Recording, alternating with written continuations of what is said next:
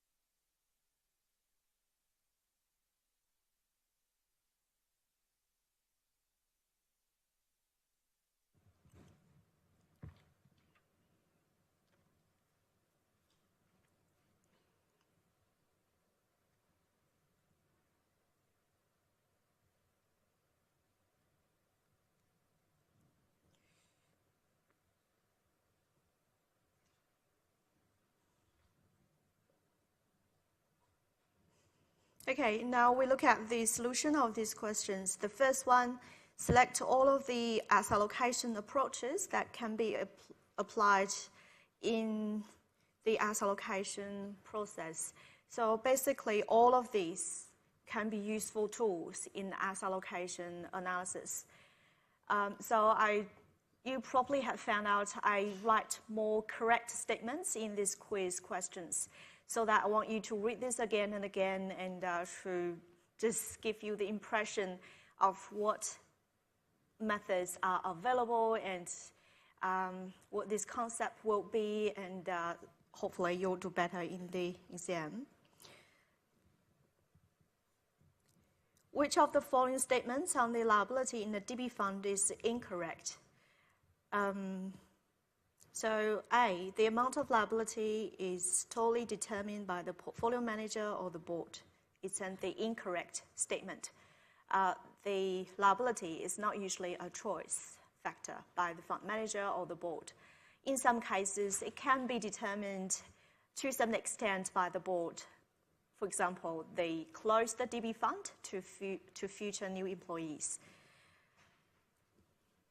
B, the liability is an actuarial estimate of the present value of future retirement benefits payable to members. This is correct statement. C, the liability is driven by discount rate applied to projected liabilities. So the valuation of the projected liabilities rely on the estimation of the numerator, especially for the numerator, the salary growth, the age, longevity of the employees will come to affect that factor. For the denominator, the discount rate. Option D, the liability can be viewed as a negative asset in the DB fund. Yes, it's a negative bond. To some extent that it's going to generate negative future cash flow in the future. So the correct answer should be A.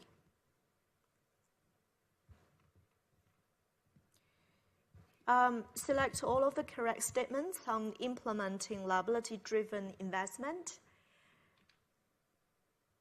Option A, tracking error is an appropriate measure of risk for DB funds managers. This is not right. DB funds, they have their own characteristics or their own very particular projected liabilities to meet. They do not have a benchmark performance like, for example, the active Australian equity managers, they are usually given ASX 200, ASX 100 benchmark as the performance target. Option B, all DB funds should choose the minimum risk portfolio or minimum variance portfolio. This is not correct. The minimum risk portfolio in the DB funds is the portfolio or asset allocation that will produce the best or the perfect match between the assets and its projected liabilities. So this is not a correct choice. Option C, all DB funds should choose the minimum risk portfolio or the best match of its assets and its liability. It's not correct, still not correct. So each DB funds have their own board to decide the asset allocation. It's going to go through a negotiation process as representative from the sponsoring entity, for example, the company Telstra, NAB, or Australian National University. They are the sponsoring entities, and also involves the opinion of the representative from the union, of the employees. So they probably will use the minimum risk portfolio, the best match of assets and liability as a starting point. Then they will come up with an asset allocation decision. Option D, the asset allocation of DB funds is the outcome that balances the objectives of all stakeholders. That's the correct answer. So it's not a decision just by the funds manager, one person, or the sponsoring entity itself on the board. Option E, mean variance optimization can be applied to DB fund as allocation analysis if the projected liability can be characterized and included as a negative assets in its portfolio. So this is the correct answer. The mean variance optimization process can be employed in the asset allocation of DB funds in this way. It doesn't produce like a minimum variance portfolio to help the DB fund manager to allocate funds, but it helps the portfolio manager to understand the contribution of the project liability to the total portfolio risk and return.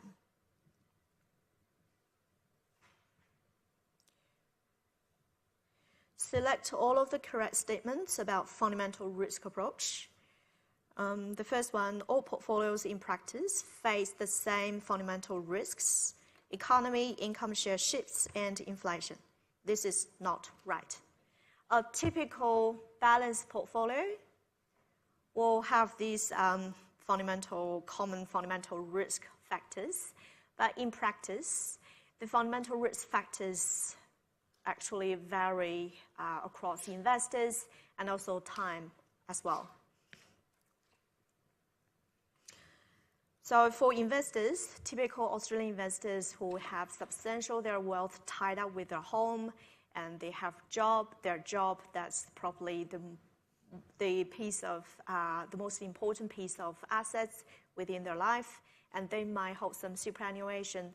So the major fundamental risk will be actually the economic growth rate of Australian economy. It might be inflation and also exposure to the property market as well. So the fundamental risk factors, they are different for different portfolios, for different investors. Option C, diversification across all assets available is sufficient to diversify all fundamental risk factors. This is not correct. I have showed you the graph that diversifying across asset classes is not sufficient. Even with a diversified portfolio of 70-60% in growth assets and 40% in defensive assets across different asset classes, but you have very much concentrated risk factor from the equity market. So diversifying across asset class is not enough, and we need additional diversification of economic risk or fundamental risk for a balanced portfolio. Option D, each asset class in the portfolio is considered a fundamental risk factor. This is not correct. Next one, fundamental risk approach may improve the risk-return trade-off of portfolios by switching to assets of similar expected return and lower standard deviation. This is one correct statement of fundamental risk approach. Ideally, we might apply this on top of asset allocation, quantitative asset allocation output to marginally improve the economic diversification of that portfolio. Option F, fundamental risk approach might be applied in addition to a quantitative asset allocation approach to improve the diversification of the portfolio marginally. So this is the correct answer. The correct answer in this are E and F.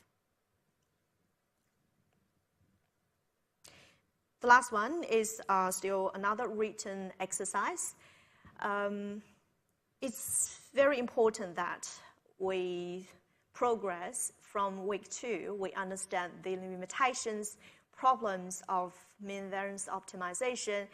To week 5, you should have a well-rounded understanding the problems and issues, the challenges to apply this standard asset allocation theory in practice. And here we go. We have the methods that can help us to mitigate or solve some of the problems. And you might take the discretion of choosing one alternative method other than the standard mean variance optimization to write about it. Listing the bullet point is not sufficient in the exam. So that's the end of the questions, and hopefully you will use this wisely to prepare for the final exam, mid-semester exam. Next, I'm going to talk about the exam. You have this mid-semester exam guidance on WATO. So I'll give you some important information like the format of the questions, the expected readings you should read so far, and sort of give you some sense of like the calculation involved. It's not actually, this course is not a calculation-based course. It's very qualitative, instead of quantitative. So the calculation part of the exam is only about around 10% of the total mark. And the expected calculation is very straightforward and simple, and you should be able to do it in the exam context with a calculator.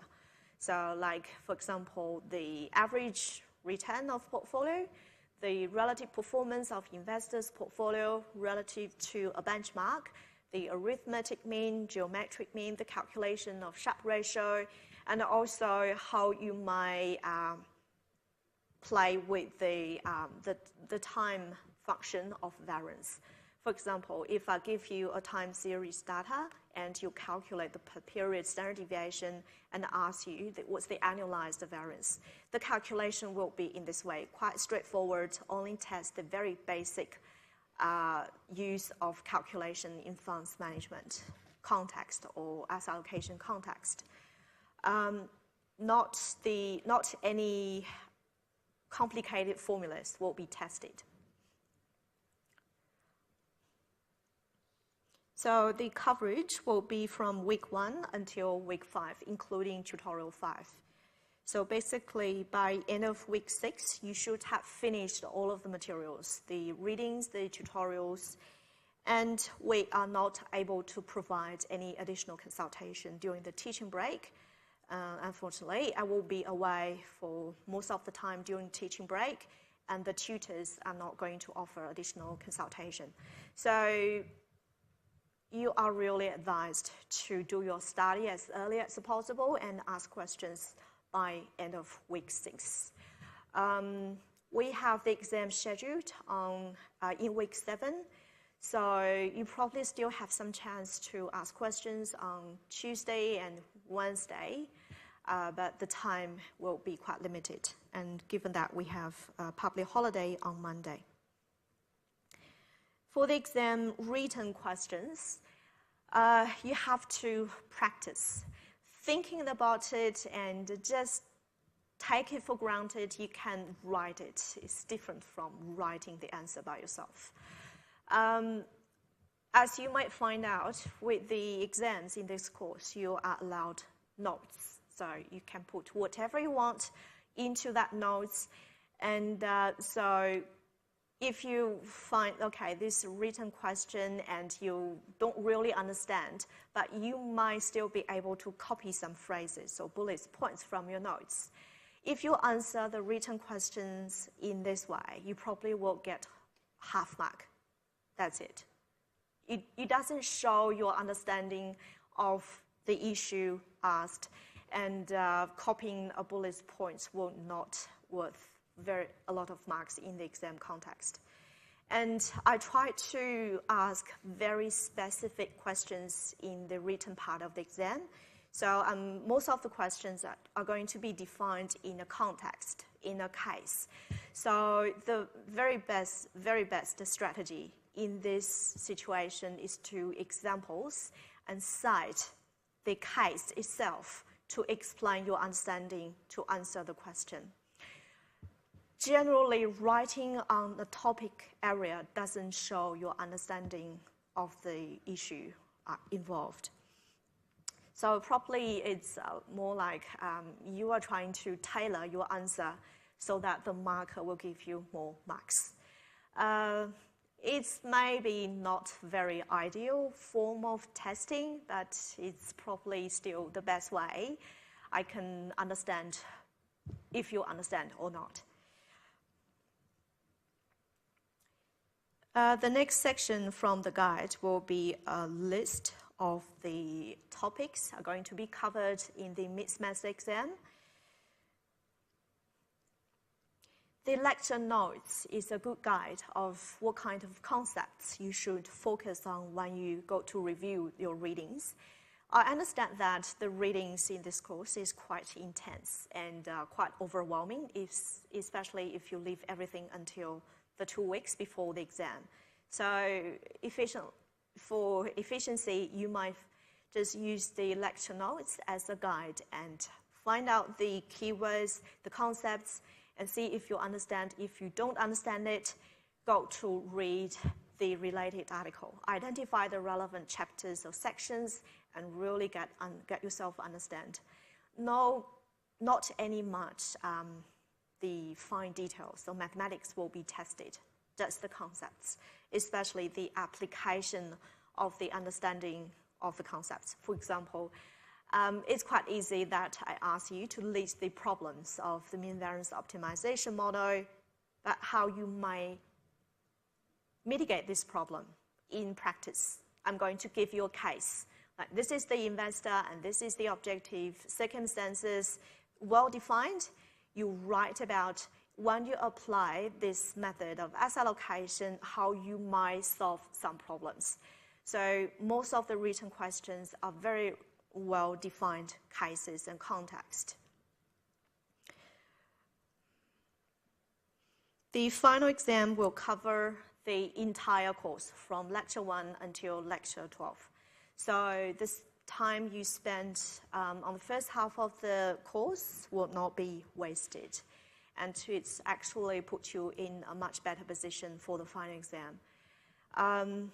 70% of assessment of this course is based on exam. So having some practice in the mixed method exam is very important for your final course grade. And the mixed method exam is optional and redeemable. Even you have not studied anything so far and you know nothing about asset allocation, by week 7, you still need to go to sit the exam. Just have a look at the exam paper, because it's not going to be available from the library or from Watto, and you just go to have a look at the exam questions and you probably will understand how much work will be required in the second half of the semester.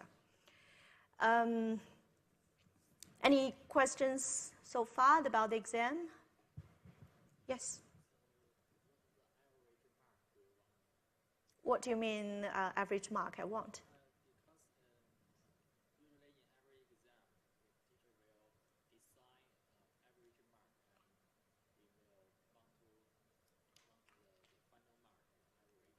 And that's what happen at the end of the semester when you scale the overall course grade. But the mid-semester exam is not going to be scaled. So you get whatever you have, and it's optional and redeemable. So it probably doesn't matter for your final course grade at all if you do better in the final exam. But I can tell you, on average, the average unscaled mark of mid-semester exam in this course is about 50. Yeah. Yeah, 50. So this course is quite different from other finance courses that, okay, you read the textbook, you do the after-chapter questions, and you do the tutorial exercises, you're memorizing some formulas, and then you should be fine exam. But in this course, I'm really testing your understanding of the concepts, the application of these theories and techniques in the real world. So, and especially the written part is like a very much big contributor to the overall course grade. So it's normal that you don't really get into the rhythm of the study in the first half. If you have followed my instruction, read the readings, do the tutorial exercise so far, you will feel that you will have much better understanding how to study for this course after week 5. So that's why this course is quite different from other finance courses. Things will actually sink into your brain gradually and slowly. And especially for students who are really adventurous and passionate in finance, if you have followed my instruction, reading about the monetary policy, Reserve Bank, and do some reading and keep yourself updated to the financial market development, in the second half of the semester, I will introduce you some frameworks, methods of doing some industry research work. You can incorporate this into your assignment. So what I'm doing is try to help you to in a better position when you go into the job market. I don't really care about your mark, really. But you probably want to pass, right? But really, the outcome of the exams, it doesn't bother me very much. You can, and I don't judge you based on the mark as well. Everyone has their own agenda, how much time or energy you want to put into the study or how much time you want to put into the preparation of the exam. So you make that choice. So, but you still have to pass. I would rather you learn more from the reading from Reserve Bank of Australia and you get yourself updated with the recent development in the financial market and distinguish yourself in a job interview rather than having a high distinction from the course. For most of the students, actually, having a high distinction grade, it's got a diminishing utility. So if you input some efforts into the study of the course, you probably can get distinction or credit quite easily. But if you try to push into high distinction, it will involve much more study and more time. Maybe it's not worthwhile, depending on your choice. So if you have any questions, any problems, come to talk to me. I don't judge you, and no questions are silly questions. And also, if you still have problem understanding why the monetary policy, like the changing of the cash rate or buying or selling government or corporate bonds can stimulate the economy, you are very welcome to talk to me. It's not going to be tested in any way in this course, but it's very important for finance students to have this general understanding of financial market.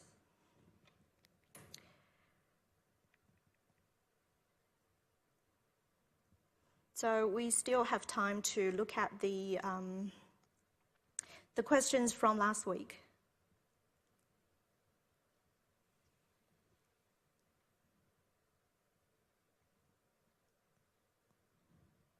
Oh.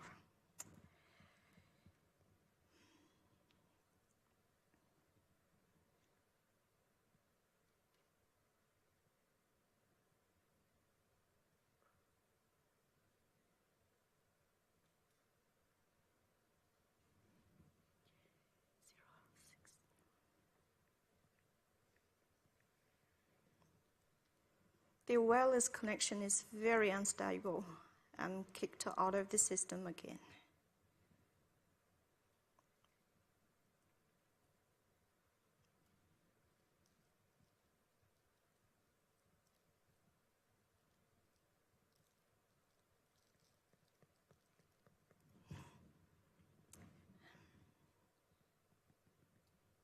It's not working.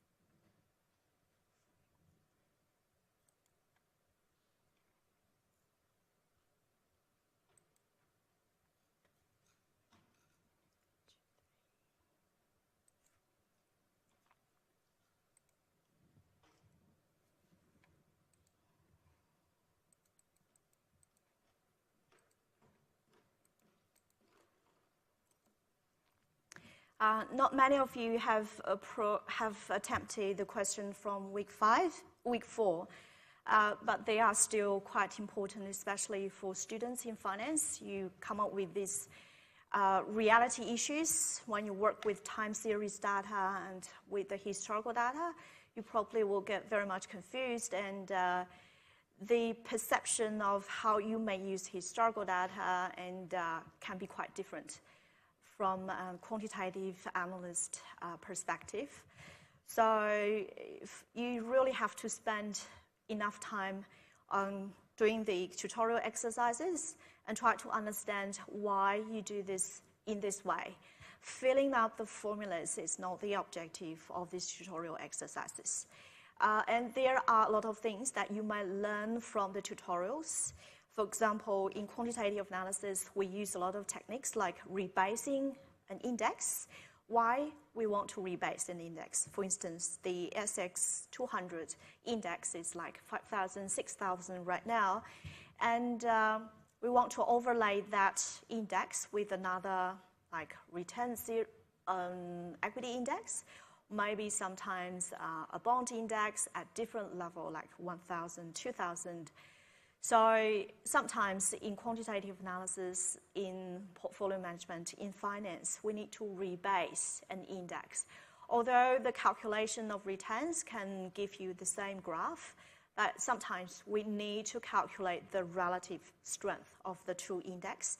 That's why we sometimes will choose a base year, for instance, 2000 or 1990, and we'll rebase all of the time series to that. On that year, for example, December 1990, we'll define the base on that year to be 100, and we'll use the return for the two time series data to rebase the index according to the same base, so that we might do, we can do some easy manipulation of the two time series data. That's what you can learn from these tutorial exercises. Some other examples will be like, you are given a monthly or quarterly data, but you want to run a yearly analysis of the portfolio outcome. So use the VLOOKUP function, formula in Excel. And also, for example, I have the inflation, realized inflation quarterly, is quarterly data. But I would like to have, I'm doing some analysis of monthly time series. How can I do this? You cannot just make up any number. So one technique is to assume there's a gradual and evenly paced increase of inflation during that quarter. So you may assign, like, for example, over the quarter, the inflation rate can be 3%, for example, and you assign 1% for each month over that quarter, so you have monthly data. You actually can learn a lot these techniques from the tutorial exercises. Don't just focus on filling in the formulas. That's probably the least important thing during this exercise. And the discussion of the questions, the interpretation of the quantitative results of tutorials are considered a supplement to what we discuss in lecture. So you probably have found out with the lectures, we lay out the big picture, talk about the methods, talk about the problems, but actually in tutorial and the assignment, you got your hands dirty on really working with the data. With these week 4 questions,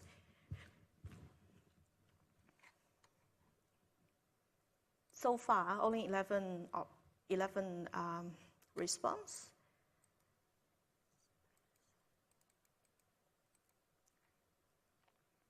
So what does forming asset assumptions mean in the asset allocation? Forming asset allocation means that we forecast the expected return, standard deviation, covariance matrix of all the assets involved. That one, use historical mean standard deviation covariance, is not correct in the context of our course when we mean forming asset assumptions. It's true that the historical returns are probably our best shot or only resource of information we have, but they are just realized returns. They do not mean that the future will be the same. Quantitative analysis using historical return is non-trivial part of the asset allocation process. Select all of the correct statements about data selection in portfolio analysis. The first one, historical data of the longest period is the best choice in portfolio simulation. Good, no one chose this one. So the longest period, you probably will have higher chance to include all of the information or driving forces of asset returns. But at the same time, you are running very high risk of including regime changes or some period of data which is not relevant for forecasting for the future. The best example will be the hyperinflation period in 1980s or 1990s in Australia. So we don't really see a very much high chance we're going to back to the double-digit inflation period. So any asset returns during the 1980s, especially before 1993, they carry much less relevance for forecasting the future. Option B, data selection has to be linked to investor objectives and investment horizon. Yes, this is the correct answer. The ideal case is to align your data period with investment horizon so that you won't have to deal with any intra-period changes or zero correlation problem. But in practice, that's usually not the case. We typically have a very much longer investment horizon or holding period than the data period. Option C is more likely to capture the entire distribution with longer data period. It's also more likely to include structural changes. This is a correct statement. Option D, finite data intervals, daily and weekly data should be preferred before monthly and quarterly data because it captures all information of the return generating process and produces more data points. That's not a correct statement. Choosing daily and weekly data in asset allocation or funds management practice is usually very problematic, mainly due to the high zero correlation. For most of the quantitative measure of risk, for example, standard deviation, it actually assumes the returns are independent. To use standard deviation as a measure of the distribution of the return. All outliers like Asian financial crisis, stock market crash in 1987 and global financial crisis should be excluded from historical returns to have a clean data. That's usually what finance students will believe, that these outliers, in quotation marks, should not be included in quantitative analysis at all. I understand that you probably have already done some simple linear regressions to estimate beta. For instance, Australian equity index or particular stock to estimate the alpha and beta. So in this sense, it's correct or appropriate to exclude some of the outliers because including these outliers will tend to distort your estimation of alpha and beta in these regressions. But now we are in an asset allocation context, and the usual case that we use the historical return, which includes this so-called outlier, actually will help us to simulate the portfolio outcome for the future. We only exclude a so-called outlier if we believe there's no chance of this kind of significant, especially a negative market event is not going to happen at all. So when we do portfolio simulation, hypothetical portfolio outcome analysis, we might reduce the impact of this significant market event, but it's very rare we're going to delete them from the time series data, because deletion of these so-called outliers will result you to believe there's no chance in the future there will be a 10% drop of equity market over a few days. Is that the case? How likely will that to be in the future? And we are human beings. We do experience these negative things, and we had problems with debt in Asian financial crisis. That's debt. And also we had debt-related problem in the global financial crisis as well. And we had several oil crises in 70s, 80s. Can you rule out the possibility of something similar will happen in the future? No, we cannot rule out the possibility we have another global financial crisis or something similar. Probably the next global financial crisis will be triggered by some debt instruments again. So in the quantitative analysis of asset allocation, we do not just simply deleting the so-called outliers. You got to ask yourself carefully if this is the right move in your context. The last option is ultimately a trade-off. Longer data intervals will mitigate the data problem of thin trading, appraisal-based evaluation, high serial correlation, but you end up with less data points in short period of time. So it is a correct answer, the last one. To forecast the expected returns of a group of assets, which methods below are appropriate?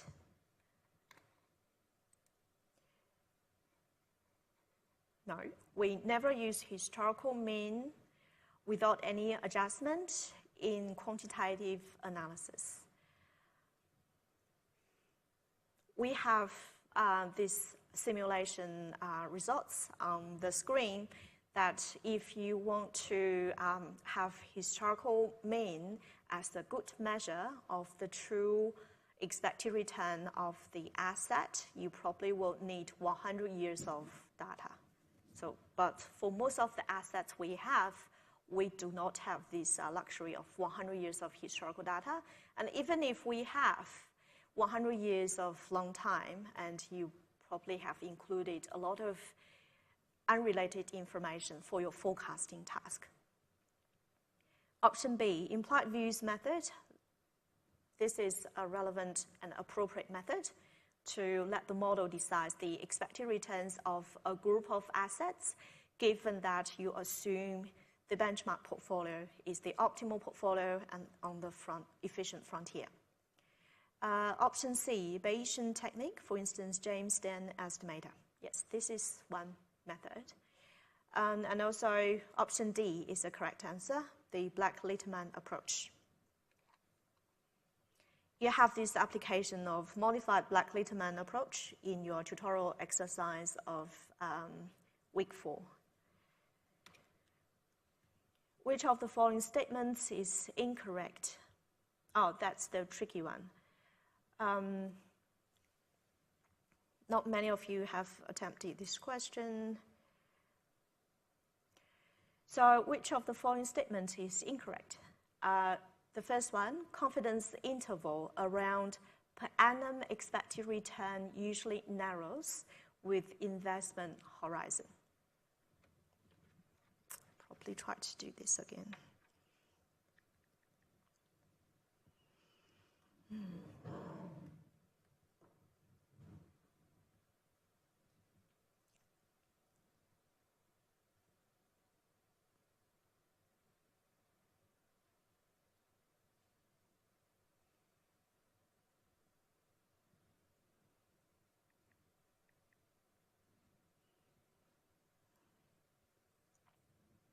Oh, good.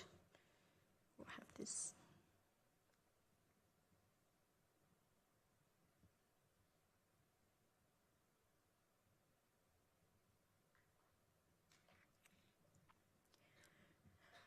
So based on, if you can still recall what you have done with week 4 tutorial, that you try to estimate the standard deviation, a lot of other risk measures like correlation, standard deviation, expected return over different investment horizons, 1 year, 3 years, 5 years, and even much longer.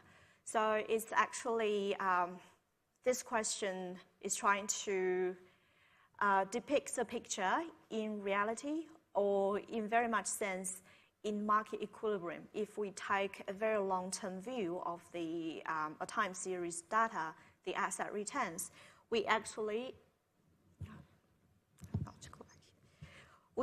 have some assumptions may be very likely to hold.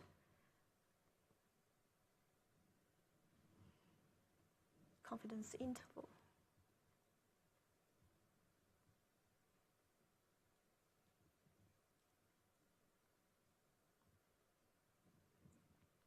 Okay, good. So with the return generation process, we may have this very simplified assumption. For instance, I'm going to have a very simple return generation process, just this mean or the expected return plus an error term. So over a very long time, that t, when it's long enough, we do expect the error term will become, the average of the error term is constant. The average is very close to 0, and the variance of the error term tends to be a constant number. So what we observe during different period, at different period, we're going to have this x, the mean, the expected return of the return generation process. The observed return is going to be determined by the mean level of the expected return and also the error term. If we take a really very long-term view, and the average of the error term tends to be 0. So what we observe is something will be like this. You're going to have the error term spreading over the expected mean return around it. And the average, if you calculate the average of these error term, they tend to be close to 0 when you extend your investment horizon. So for instance, that will be Q1, Q2, Q3.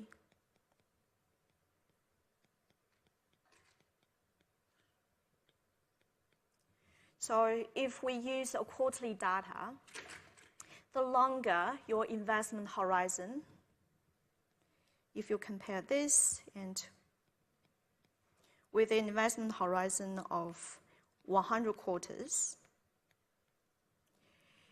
the error term, the distribution of the error terms tends to be very close to 0, the average of the error term. They tend to be distributed over much more periods if your investment horizon is longer.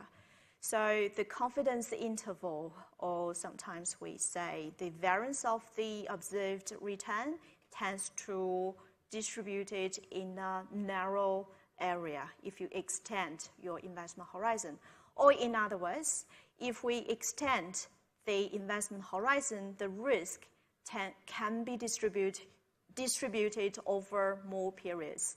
So when we look at the per period variance, or the per period error term, or in other words, the average of the error term, it tends to be smaller. Does it make sense? So that's the case when we take a very long-term view and we believe the error term, the average of the error term, it tends to be not correlated with each other, and they tends to be averaged out over a long period of time. So that's why the first option in the question, let's go back to the question, it's much easier.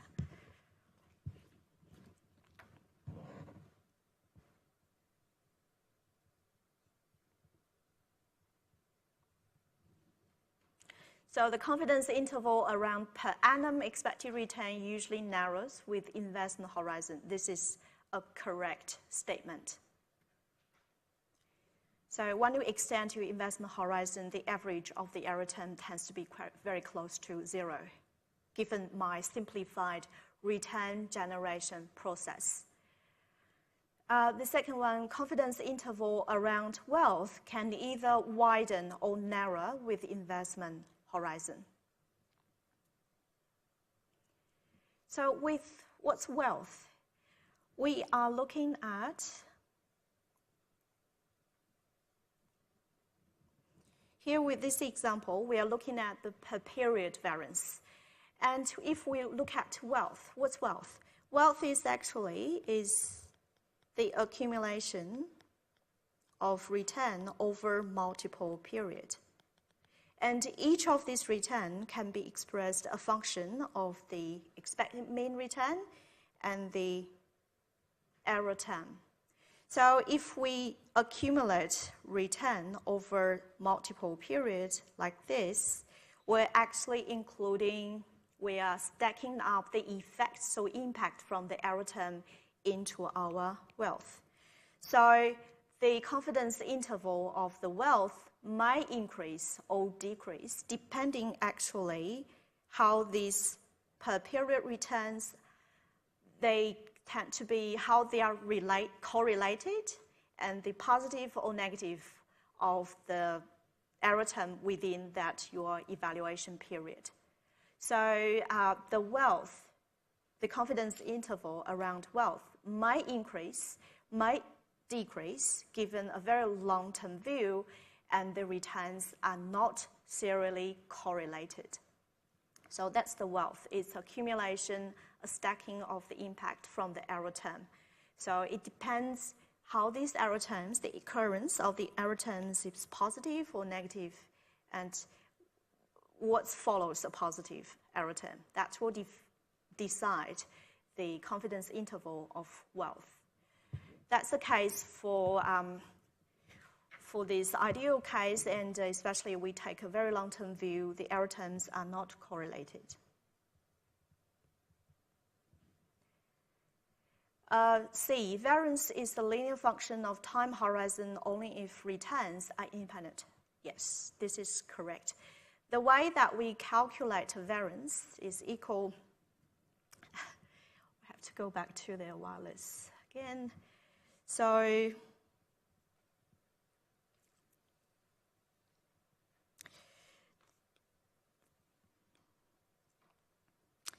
the variance of the yearly variance of a time series data can be calculated as a time function that's 4 times the quarterly variance.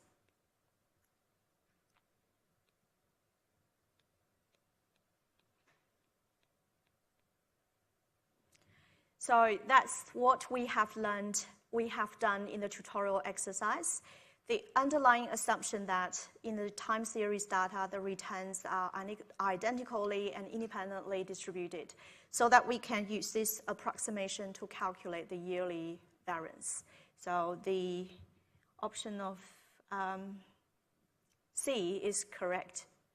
Option D, risk as measured by a shortfall constraint depends on the mean and variance of returns. So first of all, what are the shortfall risk measures? What are the shortfall risk measures? Can you recall some of these from tutorial 2, 3? Sorry? I can't get it. You mean value at risk? Yeah, value at risk is one. And also probability of loss, the average loss. They are all shortfall measures for time series. So they really depend on the mean and variance of returns. So we have discussed option I, B, C, D, they are all correct. The last one, E.